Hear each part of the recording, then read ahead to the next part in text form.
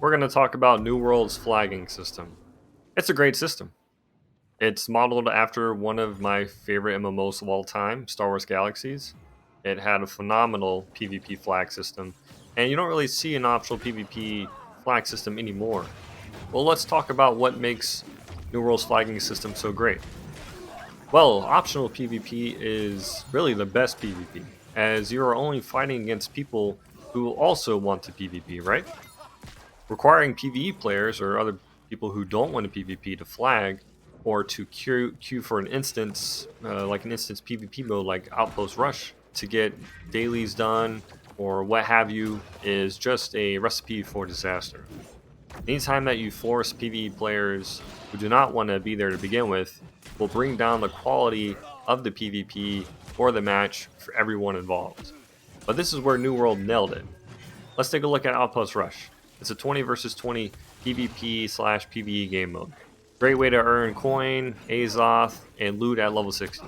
This is a mode that is done extremely well, and I'm very glad to see something like this in the game. You have given two types of very different players the opportunity to work together to win a match. PvE players can solely gather mats and Azoth and kill elite mobs, where PvP players can stick with what they do best, PvP. Both players contribute the same amount of work and have potential to be on top of the leaderboard rankings for maximum reward. The moment you add in a pure PvP game mode, something that's 10 versus 10 and above, that gives good rewards or is associated with some kind of daily, you will have PvE players joining only for participation rewards. They don't give a shit about the quality of the match for other players. They don't care about the PvP that's going on. They're just there to get their 1, 2, or 3 matches done for the day or the week, what have you, get the rewards and they're out.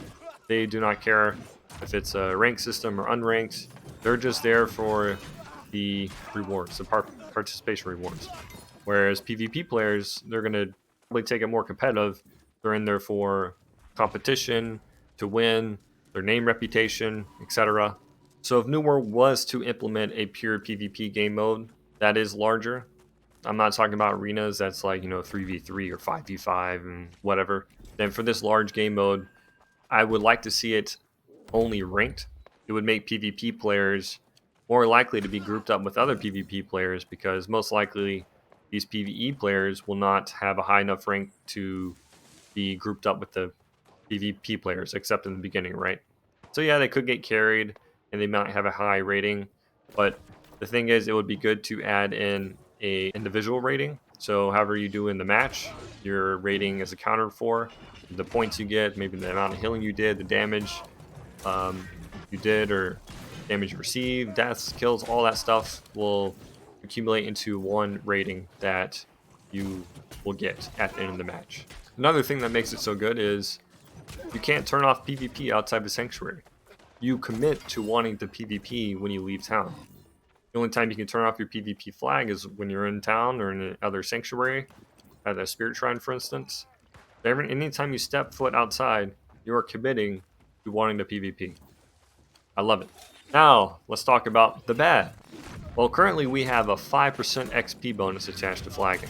In my personal opinion, and I know this might ruffle some feathers, there should never be an incentive tied to flagging up. Or you'll have a scenario just like WoW's War Mode. Both factions are questing the same area for greater XP, and guess what? They're not attacking each other. Not cool. You will have lower level players flagging up, getting killed by higher level players, and then the lower level player who died will run off to the forums and complain about dying. And them complaining might have a potential negative impact on the rest of us.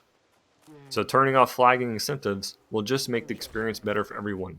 So if we're not incentivizing flagging, what should be incentivized? Well, killing another player is the only thing that needs to be incentivized. Flagging bonuses serve no purpose. You get great XP, weapon XP, faction reputation, faction tokens, and the devs should talk about what is the time that is required for somebody to be flagged before they actually give anything. Because it's pretty annoying to attack somebody, or you get attacked and you defend yourself. You kill them, you fend them off, and you get nothing for it, right? All you got was wasted time. But in reality, if you were in PvP, it's not really wasted time because you probably enjoyed the fight. You're there for the thrill of the fight. And it's just a cherry on top to kill another player and also get bonuses from it. That's how it should be done. Another bad thing that we saw quite a bit was sanctuary and town camping. So you would have some people sit outside right out of town who are flagged, waiting for people to come outside of the town who were not flagged up yet, but had the intention of doing so. And this led to a count and mouse game where you would have somebody come outside, step foot, 30 seconds pass, they turn flag, they shoot you, they run back inside. So, how would I fix this, you might ask? Well, I would get rid of sanctuaries altogether. So, no more sanctuaries in town, no more sanctuaries on Spirit Shrine. When you flag, you have a minute turnover before you flag, and you can either do it by typing in, you or slash PvP, or going to your faction vendor, your faction representative, and flagging for PvP. And if you wanted to unflag, well, you would just do the same thing. Press U slash PvP or go talk to your faction vendor. The thing is, to unflag, it would take 5 minutes to unflag. So for those last remaining 5 minutes, you could be attacked still and whatnot, but your name would be flashing a different color. It would be red and flashing perhaps to white to show other players like this person is unflagging, right? You could be anywhere in the world. You could be in town, so that means yes, you could be attacked in town. But if you're flagging up, you are taking additional risk, and that's just what happens. It makes it more exciting for everybody, and it gets rid of this sanctuary cat and mouse game that we saw a lot, and we're going to see much more at launch. It's not the kind of PvP.